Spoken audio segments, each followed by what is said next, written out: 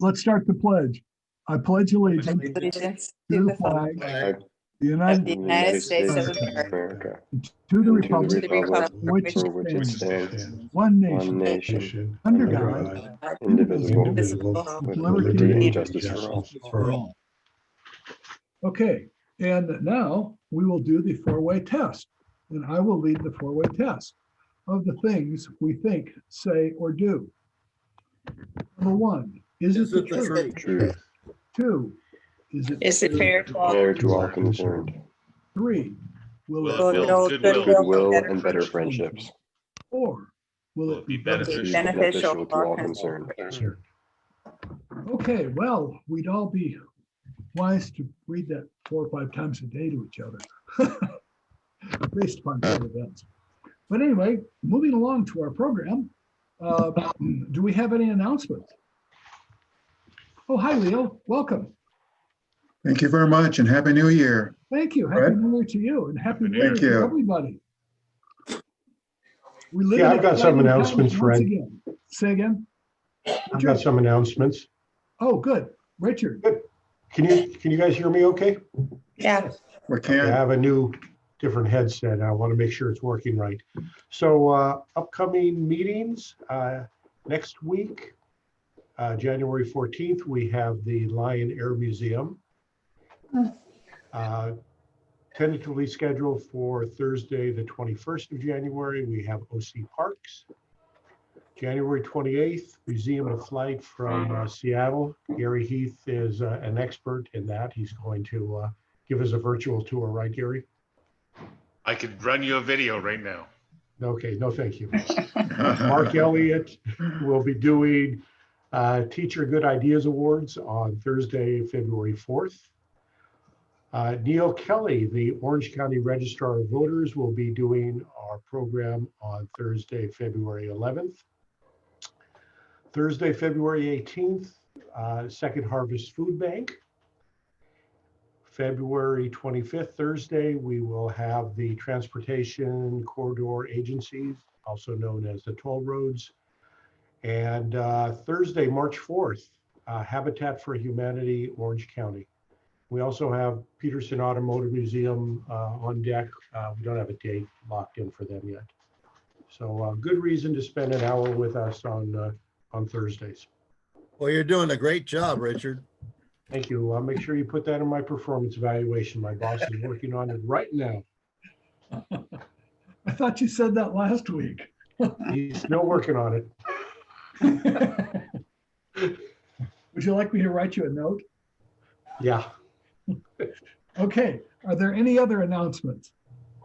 An announcement / funny story. James. So when we were doing Roger's food delivery the other week, I picked up my meals and I got to my first door to do my delivery and I rang the doorbell and looked down and I was still wearing my house slippers when I got there for my first delivery. So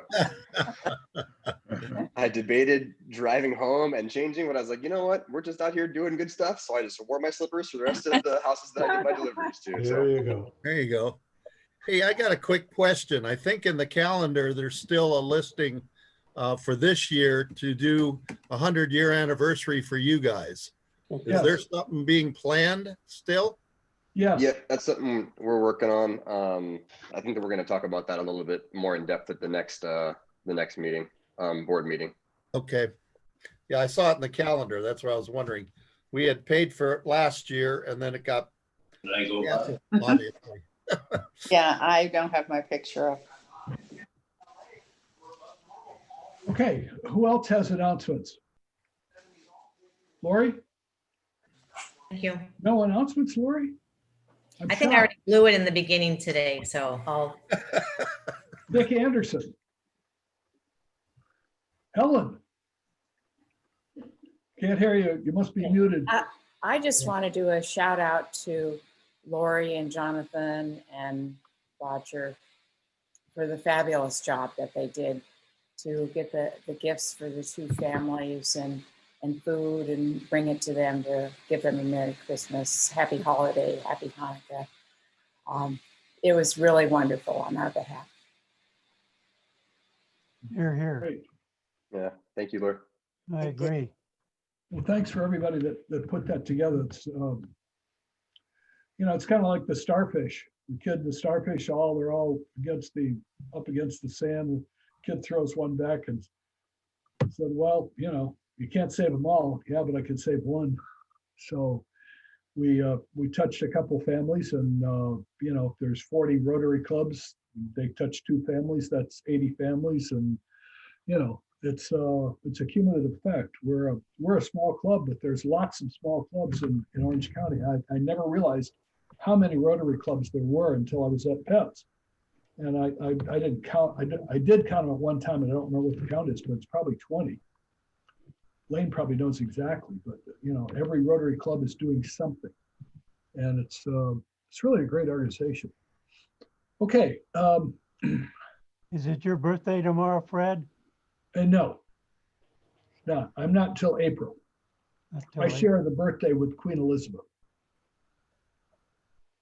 But like what the date Queen, is that? I wait till it's warmer to celebrate. So I celebrate mine in June. But my actual birthday is, and Hiller's birthday, by the way, is close in there. My mother always said it was the same, but I found out it's maybe April 20th was Hitler. So I'm reprieved by that. Anyway, okay, now looking through, Lane, do you have anything more that you wish to enlighten us with? No, I think we're just save, well, anyway, no, not at this point. If you can come on the 11th at 5:30, you'll learn more, but Jim will be there to get it for you. Okay. If you're interested in youth and you want to learn about what's going on with the youth programs of Rotary, come on Tuesday at 7 and join us with Lori and your 4 kids from your 2 high schools. Nice. We've only got 12, 13, 14 people here with the 2, 2-on-1. So I'm a little disappointed at the show that we're getting for our meetings, because Richard has put together some fabulous programs, and to only get 12 of us here out of what used to be about 20. And when we had our meetings in person, we ranged from 17 to 22 or 23. At least that's my recollection of the count. So this is way easier to get to. So if you know somebody who's a Rotarian and member of our club, maybe reach out to them and say, look, we'd really like to have spend an hour on Thursday coming to our meetings and watching our program and supporting our Rotary Club. So I can see a few people, notable people, officers maybe even, that aren't here, and I'd really like to see more presentations, because Richard works hard on putting these programs together and contacting people, and he's got them all the way through March, which is a fabulous job. I mean, it's just wonderful what Richard is doing. And I know it takes a lot of time, because I've done it for an orchid society, and I know what a pain in the ass it is to get everybody together. So I think You're preaching to the choir, Fred. I mean, we're the ones that attend. So, but you guys are the choir, and you guys are in Tustin, and I'm in Northern California, and Gary's in Idaho. So, but I'll be back in about a week and a half. But I really need to get some of our we've got staunch supporters out there, and maybe they just forget. But anyway, okay, so much for my preaching. Does anybody have anything else before I turn it over to Richard Rubin? No. Okay. Now, Richard, are you going to introduce the speaker, or is Helen? Actually, I'm going to kick the football to James Haas, who will be doing the introduction. Okay, great. James? Yeah, thanks, Richard. I'll keep it short and sweet, because I'm sure Hilda's got a lot of great information for us. So Hilda's a close family friend of ours, and she's been doing really amazing work down in Baja, California for over 25 years. So I'm pretty excited to have her walk us through all the awesome stuff she's done for the kids. So Hilda, you want to go ahead and take it away? Sure. Thank you so much, James. And thank you. Can everyone hear me okay? Yes. Yes. We're good? Okay, good. So thank you for the introduction. I'm really happy to be able to share with you the work that our organization, Corazon de Vida Foundation, which means Heart of Life. Corazon de Vida Foundation is based in Orange County. And as James mentioned, we've been around for 26 years now. And the organization was started really as an act of gratitude. My siblings and I were fortunate enough to live in an orphanage in Baja. And we know that our life today, it was really given thanks to the support that we received when we needed it the most. So, fast forward many years later, after we left the orphanage, went back to visit the home where we were raised, and it's in Baja, California, in La Misión. Not sure if you're familiar with the area. It's just south of Tijuana. And this was about 27 years ago. Visited the orphanage and found that it was in desperate need of support. They could barely feed the children that they had. And I started to realize that when my siblings and I lived there, we had a lot of great support. There were a lot of people providing for us, and started to really learn about how does it work? How do orphanages get funded? How is it that, sometimes they have and sometimes they don't? And learned that there's no government support for orphanages in Mexico, even though the government relies on these organizations, on these orphanages to place children that are in need. But there's no funding. They don't have a welfare system, and they don't have a foster care system. So the only way to support families in need is through a network of orphanages. And I know that Rotaries do a lot of work with orphanages as well. Has your Rotary done work with orphanages in Baja? I don't think we've done work with orphanages in Baja, okay, to my knowledge. Has anybody from this group visited an orphanage in Baja? I have. Or in Mexico? Nick or Helen? Okay. No? Okay. So the orphanages that the organization supports, we started 26 years ago with the one orphanage where my siblings and I grew up, and started doing fundraising and raising money to support the orphanage. For the first 7 years, our focus was that orphanage. And as we started getting more and more support, we started expanding from that. So today we support 10 orphanages in Baja, all within an hour and a half at the most from the border, from San Diego. And part of our focus is on making sure that we can stay connected to the orphanages so that we can help them ensure that the children have what they need to survive, in these orphanages. And for many, many years, we've been connecting donors to these orphanages through monthly bus trips. Actually, we are pretty well known in Orange County and LA and San Diego because of those bus trips. Every month we would host a trip that would start in LA, pick up in Orange County and in San Diego, and people would have the opportunity to spend the day at an orphanage, making a meal for the kids, doing activities with the kids. But the main focus of that was really to connect people and have people see what the need is at these orphanages. And over the years, since we've been doing that for 20 some years, there's been people that have participated for, 2, 3, 5, 10 years, and they've been able to see the progress between, the visits, and they've been able to see exactly how the support is being used. So that's been really important for us. Our focus as an organization is to help end the cycle of child abandonment. And we see that breaking the cycle of poverty is an important way to do that. So we focus a lot on education, aside from, the basic life sustaining support. We fundraise about $1.25 million, $1.5 million a year. And that funding goes to cover for these orphanages basic needs. So each of the 10 orphanages has a sort of a budget from us that they can count on for the basics, for water, food, utilities.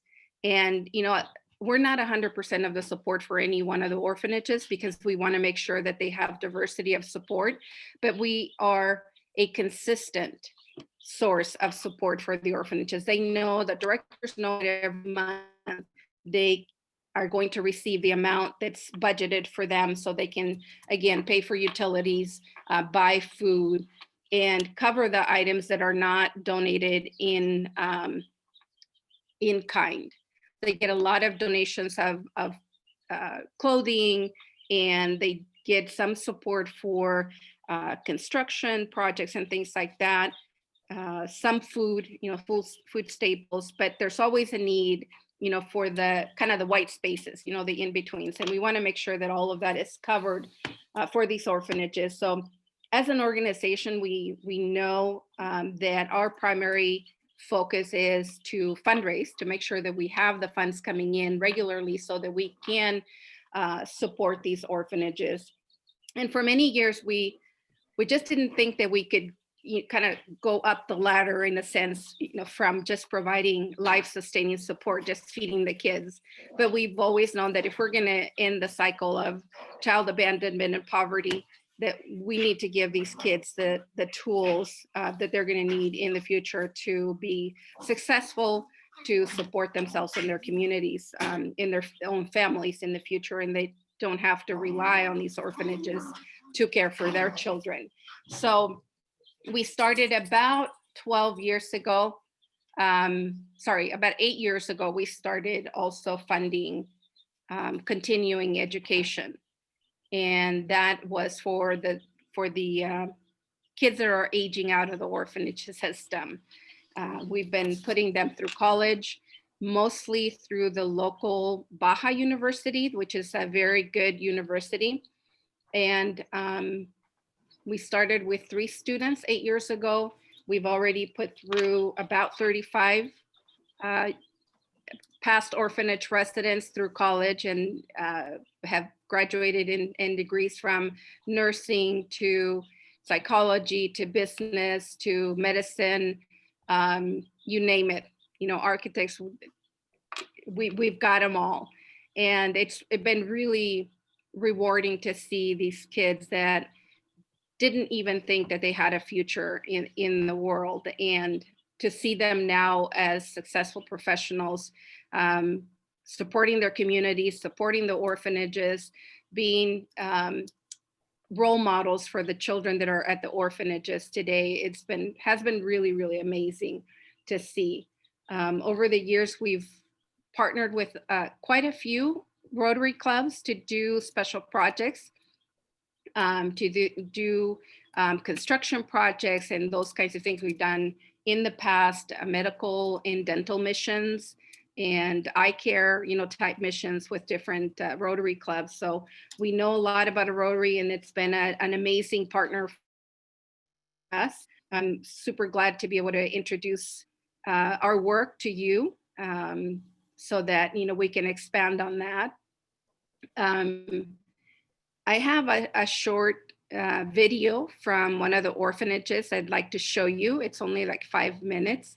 And this is a video that we put together for a virtual event that we had in October. So let me, can I do a share screen? Yeah? Yes, it should be fine.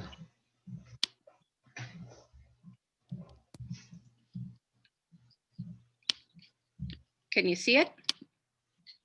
Yes, we can. Yes. But we can't hear it yet.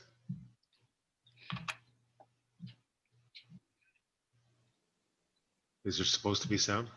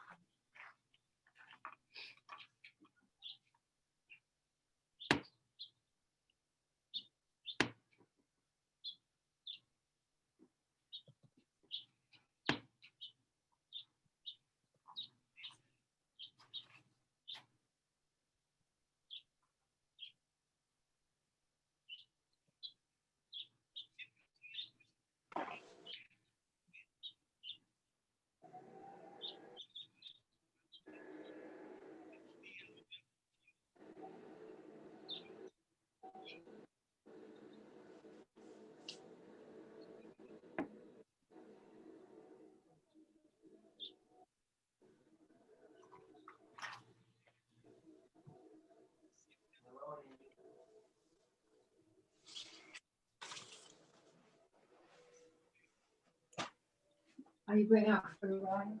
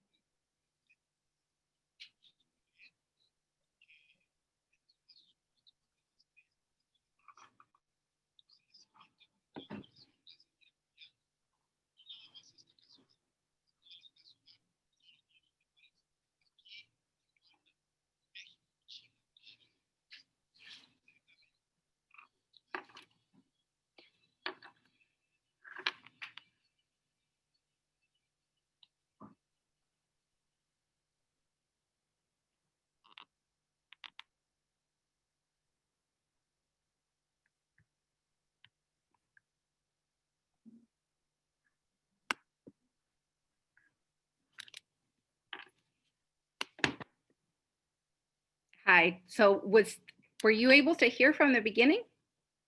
Nothing. No. You didn't hear any of the whole? No, we didn't Really? hear any. No. We didn't hear any of It it, was but we closed could read it captioning. all. Yeah, I had the subtitles, so. Yeah. Yeah, Good. we Well, can read it all. it's got beautiful music too to go along with the beautiful faces of the kids. So a little bit of background. That's one of our the orphanages that we support, and as an example, that's one of the larger orphanages. They have about 96 children, ages from a few days old to young adults. They do have a population of, I think it's 11 or 12 young adults with special disabilities. So this is a home in the Valle de Guadalupe, which is an area where they can have a lot of land, and they can have more kids. About 7 of our orphanages are located in Tijuana, which they don't have a lot of property. They're very condensed. So this place as a home, it's a beautiful home for the children. But Jorge, the director, and his wife, they both grew up in that orphanage. And years ago, about 7 years ago or so, the home was going through some problems and they needed new leadership. And as Jorge kind of explains, he kept waiting to see who was going to step up, to lead the home. And seeing that there wasn't anybody ready to do that, he and his wife decided to move into the home and be the directors for their orphanage. So that's been a huge blessing because they know firsthand the difference that it makes to be in a home where you can be supported and be given the love and support that you need to get through whatever problems you're going through.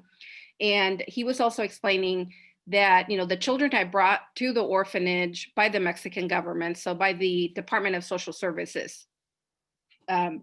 They usually, the situation is to take the kids away from abuse and neglect and those types of situations from the streets. The kids are selling on the streets, different situations like that.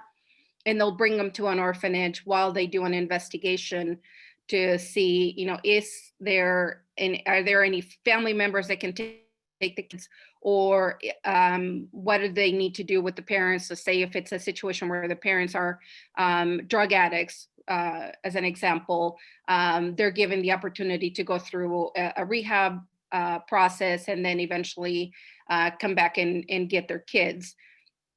Some of the kids are reunited with their family after a few years, but most of the kids that come to an orphanage will be in the orphanage until they're 18, and they can leave the orphanage on their own. So for us, that's one of the reasons why we really wanted to focus on helping these kids, because after living in an orphanage their entire life, they're actually less prepared to life outside than a child that's grown in outside in the community. And that's because they're usually very sheltered. It's by nature they have to be. The kids they'll go to school at the local public school, but they're not able to do the things that other kids do. They're not able to go visit with their friends after, go do homework at their friend's house. It's just, they get dropped off at the school and then they get brought back to the orphanage. So there's a lot of work to do to get the kids to a level where they can succeed in life. And that's part of what we're doing with our continuing education program with these kids.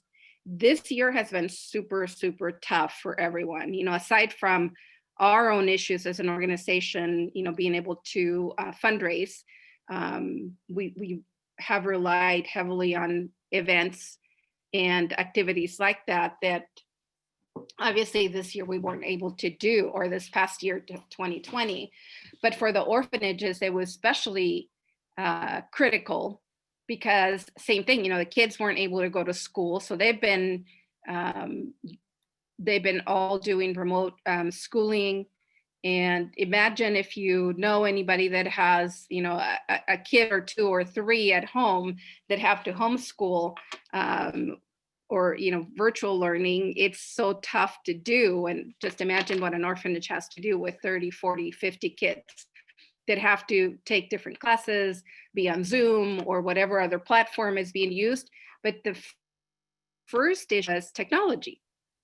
Most of these orphanages might have, they had maybe 1, 2, 3 computers laying around to do homework after school. And we've worked as an organization to help them, increase the technology at the orphanages. But this past year, we had to really go on, on high drive in a sense to try to get all the schools equipped as much as possible. We've had a couple of Rotary clubs actually helped in providing funding for some Chromebooks that we've purchased for 2 of the orphanages. And so we've gotten them going with, close to adequate, technology. There's still a need for more. The kids are sharing laptops, and sometimes it's hard to do that when they have to be in class at the same time or different, situations like that.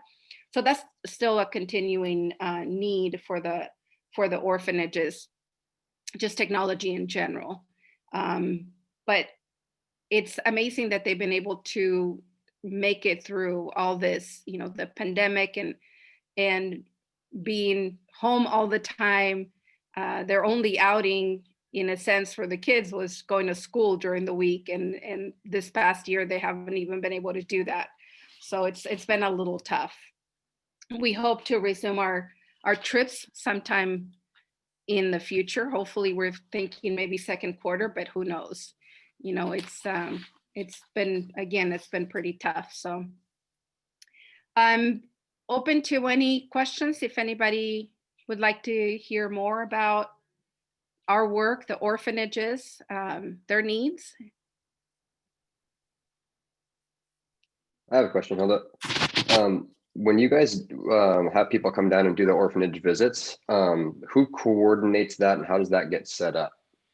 So we've had a pretty set process for the last 25 years of we charter buses.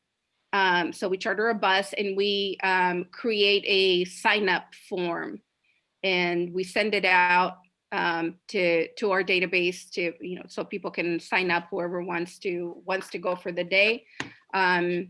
It's $50 per person. It's also a good fundraiser for us because we, as part of the process, each bus, can take up to 50 people. And we ask anyone who registers to also create a online page. Is the same process of registering creates that page for you. And then we ask people to just send it out to their friends and family and ask to support their visit to the orphanage by, raising $100. And, we have maybe 15-20% of the people that are going on the trip actually do that. But it does result in anywhere between 1,000 to 2,000-3,000 a month in additional funding for the homes. So that really helps. You do have to have a passport to get back forth across the border, correct? Yes, you do have to have a passport, because on the bus they do check going into Mexico as well. When you cross in a car, you don't have to show a passport or anything when you cross into Mexico. But when we're on a bus, everybody has to walk across. So the bus comes to a special part of the crossing, and then everybody walks across, has to show their passport. The Mexican immigration actually checks and stamps, passports, and then we pick up on the other side for crossing. And then on the way back to the U.S., same thing. Everyone has to get off the bus and then walk across. But it's been a pretty easy process and simple process for us. Again, we've done that for 25 years, almost 26 years, and we've never had to, well, maybe once had to leave somebody behind that didn't have the proper documentation coming back, but it's all worked out.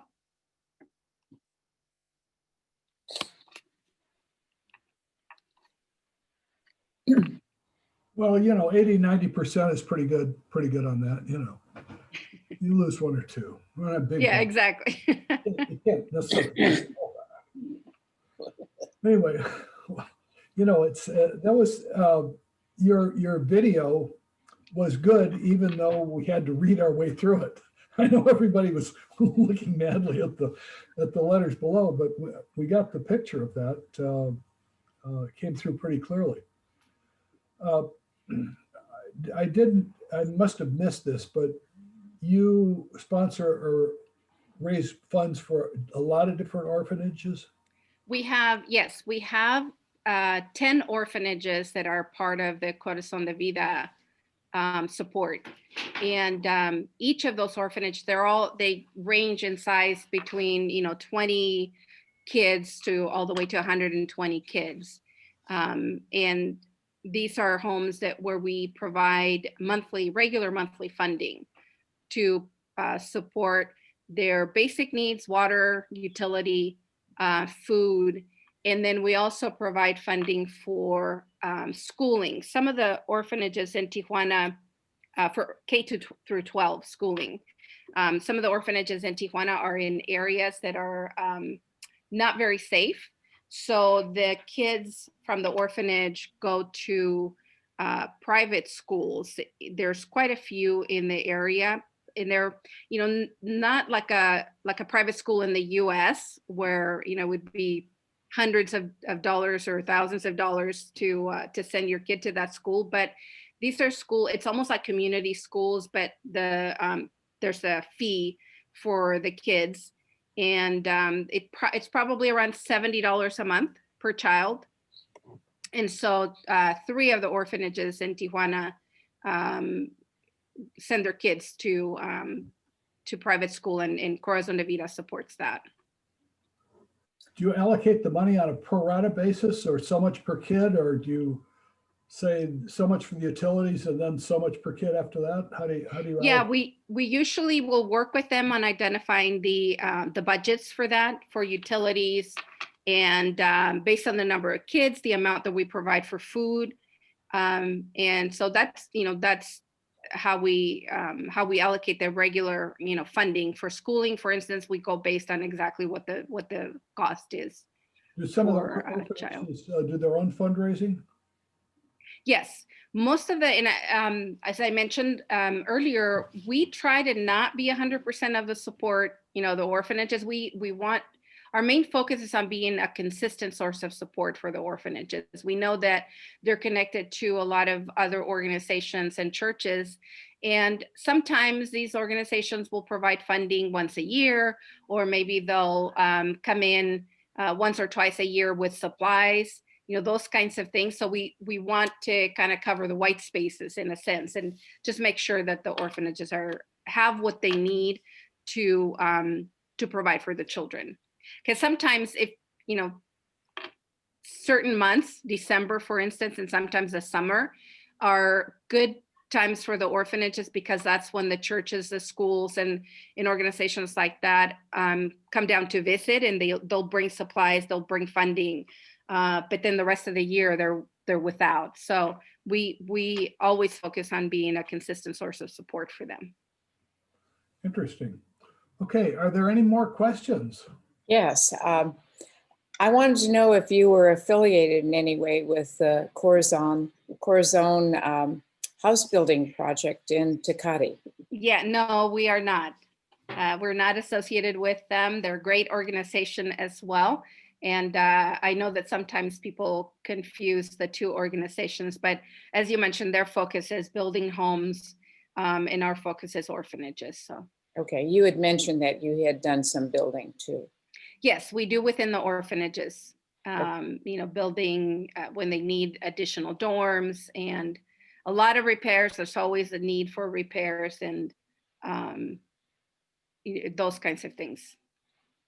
Well, thank you for the wonderful work you do. Sure. Hilda, if we were to go down, what things can we assist with during the day? If you wanted a specific project, we could look, there's always support needed at the orphanages with repairs.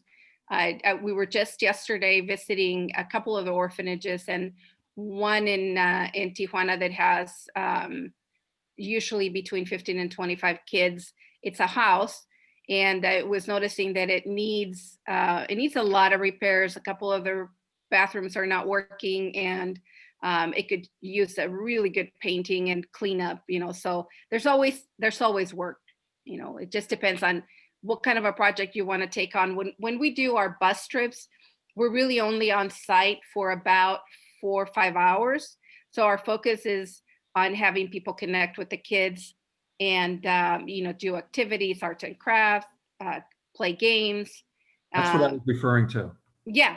Usually that's what we like to do is, because it's a great way to connect with the children. And a project usually looks like, okay, we'll take over the lunch for the day, and the orphanage can give the staff the day off or the time off while we're there. And we'll either cook or hire a pizza guy that comes in and makes pizzas for the kids, or make hamburgers and hot dogs, something easy that everybody can get involved in making. Then do activities with the kids. It could be, short learning activities. They could be, again, arts and crafts. Soccer is always involved, so whoever is good at playing soccer or likes to play soccer, that the kids, that's kind of the game of choice for the kids. So, yeah. Hilda, I have a question, if I may. You had mentioned that typically the kids are there till they're 18 years old. And you kind of talked a little bit about that when they hit 18, but what are the prospects for these young adults when they leave the orphanage? It's tough. We as an organization, we have focused on providing the opportunity for every one of those kids to continue their education and continue with a scholarship from the foundation. So when they enter junior high, we start providing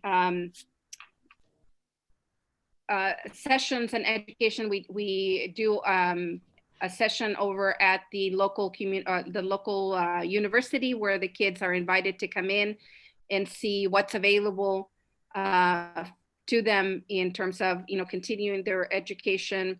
We focus also on technical school, and for us, we really think that the kids need that level of support in order to be able to make a decent wage, to support themselves, a family, and then also become a part of their community. So since 2012, which is when we started the program with 3 kids going to college, we've put through at least 35 kids that have graduated since then. with a 4-year degree, a few of them with technical school, mechanics and cosmetology and, those kinds of things. And we currently have about 45 kids that are actively in college and technical school right now. So we make it available to everyone, every one of the kids that are aging out of the system from the orphanages that we support. We make the opportunity available to them. And what we provide is a complete scholarship. And that means we pay for their schooling, we pay for their housing, we pay for their living expenses. And the kids do work for their own, personal spending money in a sense. It's really tough in Mexico to do part-time jobs. Not as easy as in the US, where they're a lot more accommodating for students. So for the kids, if they're not able to get a part-time job, then we have them volunteer at one of the orphanages or do different activities like that so that stay busy as well. So that's kind of what we focus on. What we see for ourselves, where we need to focus more is on the trade and technical training type opportunities, especially for the boys. We find that most of the girls will enter the program. We have a harder time with the boys. The boys just want to go out there and experience the world, so we're trying to get, shorter programs where they can, they don't have to look at committing for 4 or 5 years for a university degree, but really something quick where they can learn a trade and be able to start earning decent money. Thank you.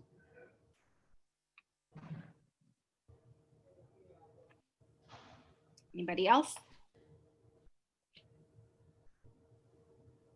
Well, when this pandemic is over, I'd like to invite all of you to come visit. We can arrange to work with you on a trip, whether renting a van or a bus. If it's enough people to fill a bus, we could do that. We can do all the arrangements to have you visit and see firsthand how these orphanages work. Fred, I think you're on mute if you're trying to close up.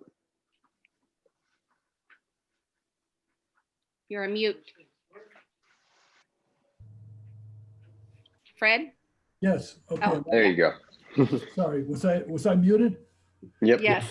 Okay. I've got the boss here. Robert is here. Okay. Anyway, thank you all for showing up, and this has been a nice introduction to the programs in Tijuana and area. And I think that obviously when COVID finally ends, if we ever get control of it, it would be a good thing for us to take a day trip down there some weekend, some Saturday or Sunday would be perfect. It'd be a lot of an interesting experience, I know, for all of us. Anyway, thank you all for coming, and look forward to next week. Dick, remind us again what's on the program for next Thursday. Unmute yourself. How's that? Next Thursday. Sorry. Is the Lion Air Museum. The Lion all Air the way Museum. from Santa Ana, California. Okay, the Lion Air Museum. Let's call those people that aren't here and get them here next week, because I'm sure it'll be a good presentation. Okay, all right. Thank you, everybody. James. Hey, Fred. Thank you. Did you want to let Hilda know what we discussed at the board meeting? Go ahead. Oh, Hilda. So at the board meeting, we voted to allocate $500 to the program. So, Roger and I will get in contact with you on that and figure out the best way to get the funds to you. And then I'll be doing an additional $200 myself personally. So we'll figure out. I'll send you an email and figure out the best way to get the funds to you. Okay, perfect, wonderful. I think that'll pay for, say, three Chromebooks. Great. Yes. Well, good. Thank you. Thank you very much for the presentation. That was great. All right, thank you again. Is there anything Thank else you. anybody has to bring up?